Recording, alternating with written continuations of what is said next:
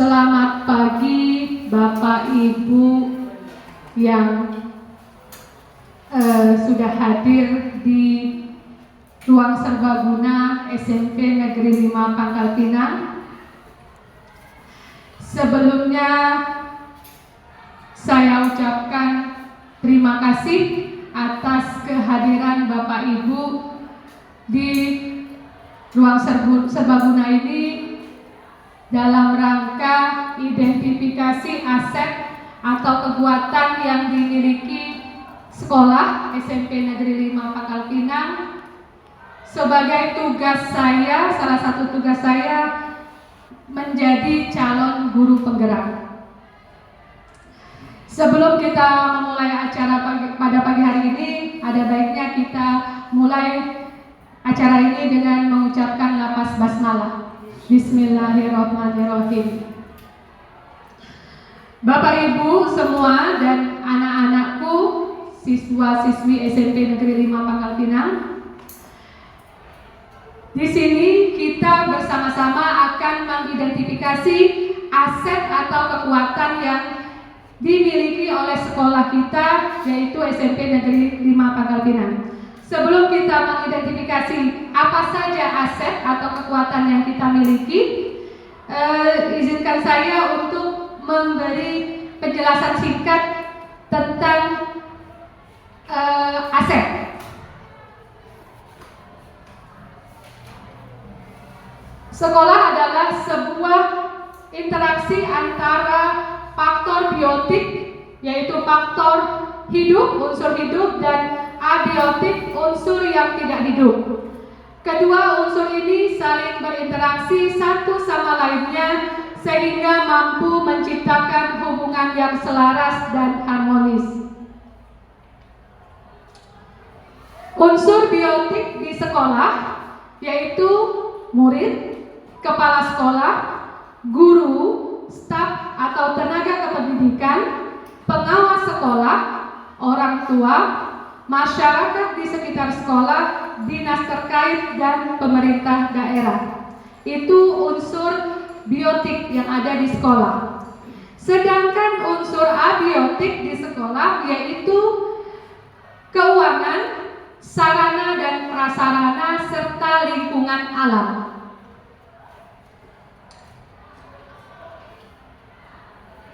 Dalam pengelolaan sumber daya yang ada di sekolah, terutama di SMP Negeri 5 Pangkal Pinang, ada 3 pendekatan yang dapat digunakan, yaitu pendekatan berbasis kekurangan atau masalah, pendekatan berbasis aset atau kekuatan, dan pendekatan pengembangan komunitas berbasis aset. Apa saja yang dimaksud dengan pendekatan tersebut? Nah, pendekatan berbasis kekurangan atau masalah akan memusatkan perhatian kita pada apa yang mengganggu, apa yang kurang, dan apa yang tidak berfungsi dengan baik. Sebelum saya mempelajari materi ini di modul 3.2, saya sebagai guru sering mengidentifikasi jika saya ada masalah, saya menggunakan pendekatan berbasis kekurangan atau berbasis masalah. Ternyata bukan hanya pendekatan berbasis kekurangan atau berbasis masalah saja, ada pendekatan lainnya yang kita gunakan untuk mengidentifikasi kelebihan dan kekurangan yang kita miliki. Yang berikutnya, pendekatan berbasis aset atau kekuatan.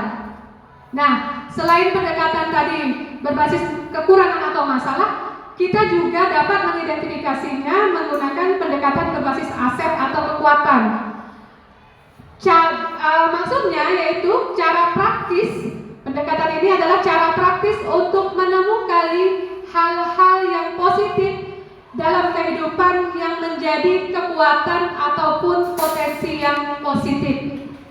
Itu pendekatan berbasis aset ataupun kekuatan. Dan yang terakhir, pendekatan pengembangan komunitas berbasis aset. Sekolah adalah komunitas. Sekolah adalah komunitas. Jadi, pendekatan pengembangan komunitas berbasis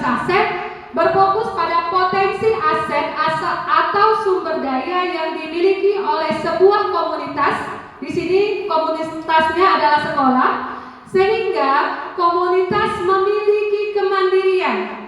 Jadi dengan menggunakan pengembangan komunitas berbasis aset, sekolah tadi memiliki kemandirian dalam menyelesaikan tantangan yang dihadapinya dengan bermodalkan kekuatan dan potensi yang ada di dalam diri mereka sendiri. Jadi tidak hanya penyelesaiannya berdasarkan pendekatan berbasis kekurangan saja, tapi juga harus pendekatan berbasis aset ataupun kekuatan, dan juga pendekatan pengembangan komunitas berbasis aset. Nah, apa saja aset yang dimiliki? Ada 7 aset atau modal dalam menemukan sumber daya di sekolah. Yang pertama, modal manusia, modal sosial, modal politik, modal agama dan budaya, modal fisik, modal lingkungan alam, dan modal finansial. Nah, apa saja yang termasuk dalam ketujuh modal tadi? Modal manusia, tentu kita tahu modal manusia yang terdapat di sekolah kita ini yaitu kepala sekolah, guru, murid, staf tata usaha, orang tua, komite sekolah, dan tokoh masyarakat yang ada di sekitar. Itu modal manusia yang dimiliki oleh sekolah. Nah, berikutnya modal sosial. Modal sosial itu contoh-contoh yang termasuk dalam modal sosial antara lain adalah asosiasi atau perkumpulan. Asosiasi adalah suatu kelompok yang ada di dalam komunitas masyarakat yang terdiri atas 2 orang atau lebih yang bekerja sama dengan suatu tujuan yang sama. Jadi berkumpul 2 orang atau lebih dengan memiliki tujuan yang sama, bersama-sama bekerja sama dan saling berbagi untuk suatu tujuan yang sama. Nah, kalau di sekolah kita asosiasinya ataupun perkumpulan yang ada di sekolah kita, kira-kira apa saja Bapak Ibu? Ya, coba kita langsung identifikasi ya. Langsung saja kita identifikasi. Apa saja? Bisa angkat tangannya? Siapa? Yuk, Alin. Ya, yang ada di modal sosial, komunitas atau kelompok apa yang ada di sekolah menurutmu? Ya. Berdiri boleh.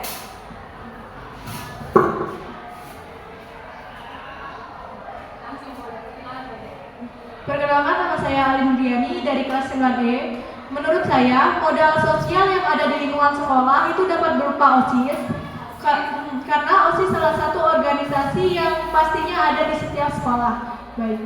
Oke, baik. Terima kasih. Kalau dari siswa kita yaitu OSIS. Kalau dari kita guru-guru, komunitas apa yang kita miliki? Apa saja? Ya, coba Ibu Devi. Silakan. Saya langsung mencoba untuk menjawab. Kalau untuk komunitas guru kayaknya PGRI. PGRI. Selain PGRI ada lagi nggak itu? Komunitas kita. Ya? Iya, MGMP. MGMP. Iya. Ya. PGRI dan MGMP. PGRI, MGMP.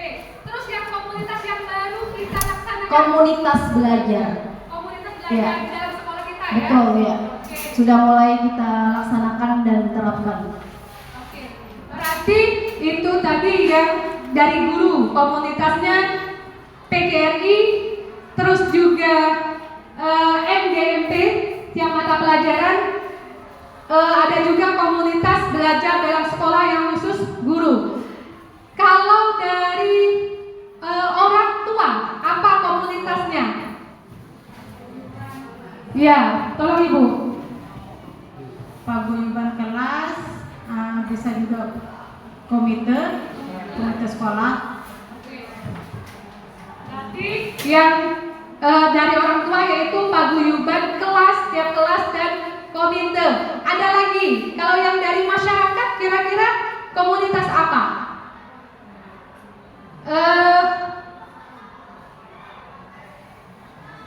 RT, kegiatan RT bisa enggak?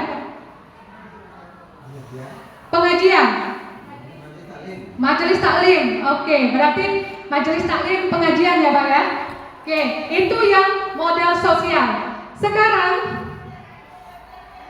kita lanjutkan ke modal politik. Modal politik tidak hanya dimaknai sebagai sebuah aktivitas demokratis dalam tataran politik praktis, tapi merupakan kemampuan kelompok untuk memengaruhi distribusi sumber daya di dalam unit sosial.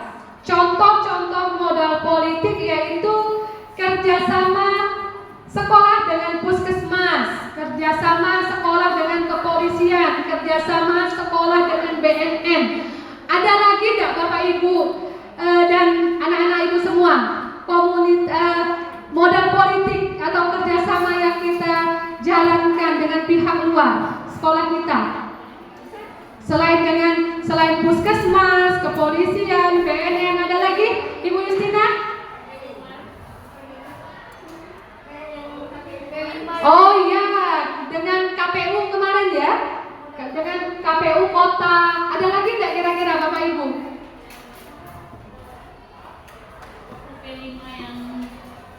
Dinas kebersihan. Oh iya. Iya. Pas pelaksanaan T5 yang gaya hidup berkelanjutan, kita kerjasama dengan DLH, Dinas Lingkungan Hidup. Berarti modal politik yang kita miliki di sekolah yaitu hubungan kerjasama sekolah dengan puskesmas, sekolah dengan kepolisian, sekolah dengan BNN, sekolah dengan DLH, sekolah dengan KPU kota dalam hal ini. Ada lagi enggak Bapak Ibu kira-kira? Hah? Iya, DLH itu yang sampah. Oh, dengan bank ya. Hubungan kita dengan bank Sumsel ya, dengan bank. Oke, terima kasih Bapak Ibu. Kita lanjutkan lagi. Berikutnya, modal agama dan budaya. Identifikasi dan pemetaan modal budaya dan agama merupakan langkah yang sangat penting untuk melihat keberadaan kegiatan dan ritual kebudayaan dan keagamaan dalam suatu komunitas, termasuk kelembagaan dan tokoh-tokoh penting yang berperan langsung atau tidak langsung di dalamnya. Contoh model agama dan budaya di Bangka Belitung, khususnya di Kota Pangkal Pinang, yaitu nganggung dalam rangka peringatan Hari Besar Agama. Nganggung itu sering kita laksanakan di sekolah. Selain nganggung, perayaan apa atau kegiatan apa yang berhubungan dengan sosial, dengan budaya dan agama? Maulid Nabi. Maulid Nabi, ya. Mi'raj, apa lagi? Tahun baru Islam. Tahun baru Islam. Ruah. Oke.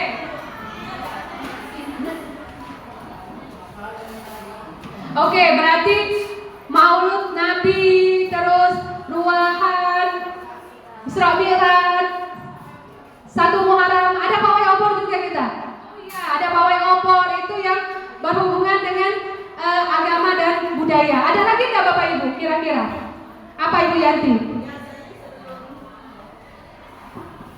Khusus di Kemenaknya biasanya sebelum Ramadan, menyambut Ramadan kita mengadakan acara apa tuh?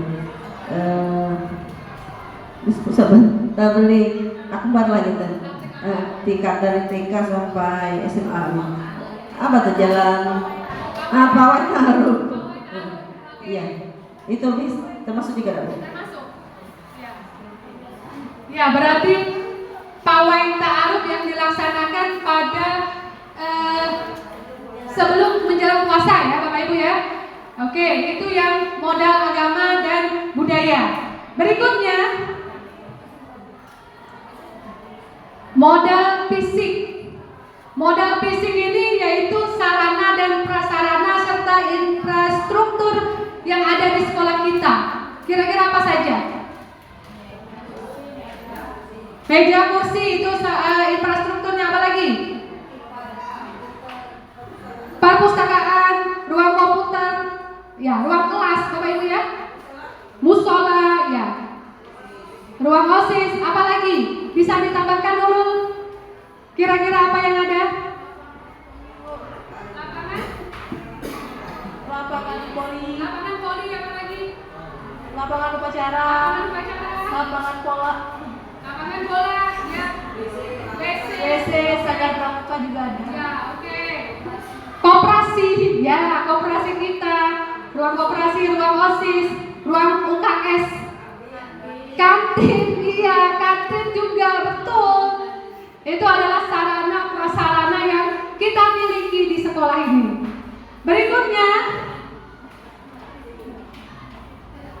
Berikutnya yaitu modal lingkungan alam.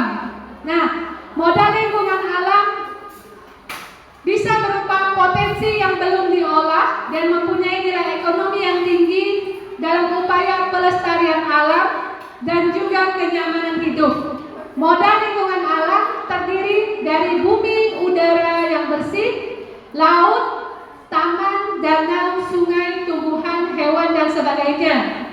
Tanah untuk berkebun, danau atau empang untuk berternak, semua hasil dari pohon seperti kayu, buah, bambu, atau material bangunan yang bisa digunakan kembali.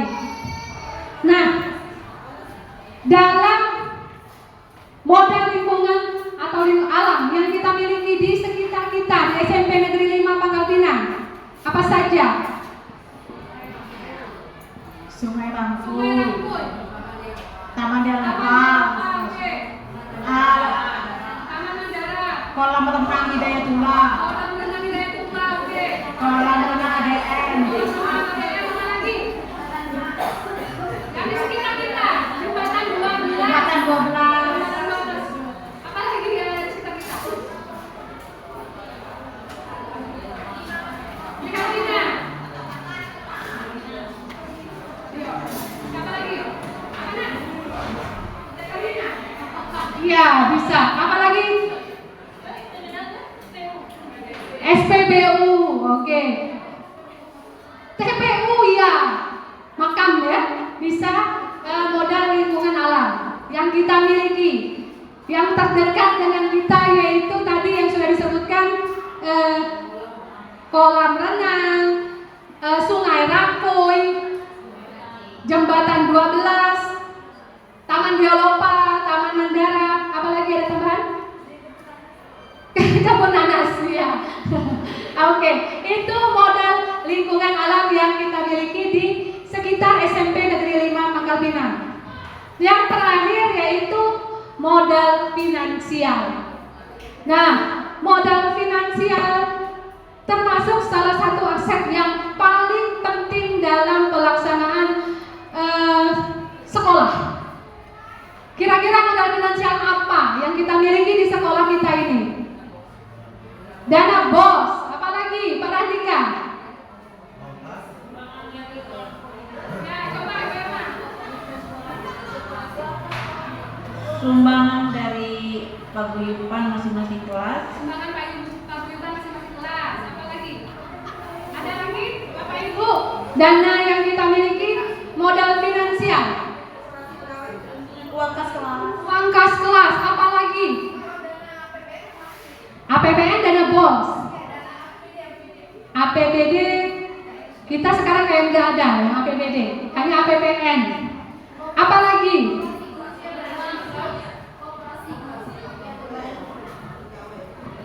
ya, Koperasi guru yang berbadan hukum. Apa lagi? Koperasi sekolah. Apa lagi?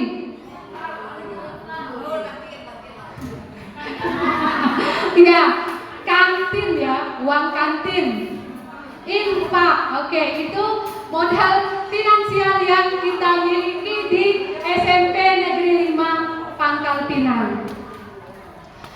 Bapak Ibu dan anak-anakku semua, dengan kita mengidentifikasi 7 modal atau aset yang kita miliki di SMP Negeri 5 Pangkal Pinang ini, maka harapannya nanti sekolah dapat membuat atau mencanangkan program-program yang berdampak positif pada murid, sehingga sekolah nantinya akan menjadi tempat yang nyaman dan aman bagi murid untuk belajar. Selain itu juga dengan menggunakan 7 aset atau 7 modal tersebut, sekolah memiliki kemandirian untuk mengelola apa saja potensi-potensi yang dimiliki oleh sekolah tersebut, khususnya SMP Negeri 5 Pangkal Pinang, sehingga jika sekolah dihadapkan dengan masalah, misalnya dengan dalam pelaksanaan lomba-lomba yang tidak memiliki dana, maka sekolah bisa mencari solusi dengan mengidentifikasi aset-aset atau modal-modal manakah yang bisa digunakan agar kegiatan tersebut bisa berjalan dengan lancar. Itu saja dari saya. Terima kasih atas kehadiran Bapak Ibu semua di sini. Terima kasih juga untuk kehadiran anak-anak semua di sini. Jadi kita sudah mengidentifikasi 7 aset ataupun modal yang dimiliki oleh SMP Negeri 5 Pangkal Pinang. Semoga ke depan sekolah kita menjadi sekolah yang berjaya, sekolah yang menjadi tempat yang nyaman bagi murid-murid kita untuk menimba ilmu, sehingga bakat dan minat murid-murid kita bisa berkembang di SMP Negeri 5 Pangkal Pinang. Terima kasih. Wassalamualaikum warahmatullahi wabarakatuh.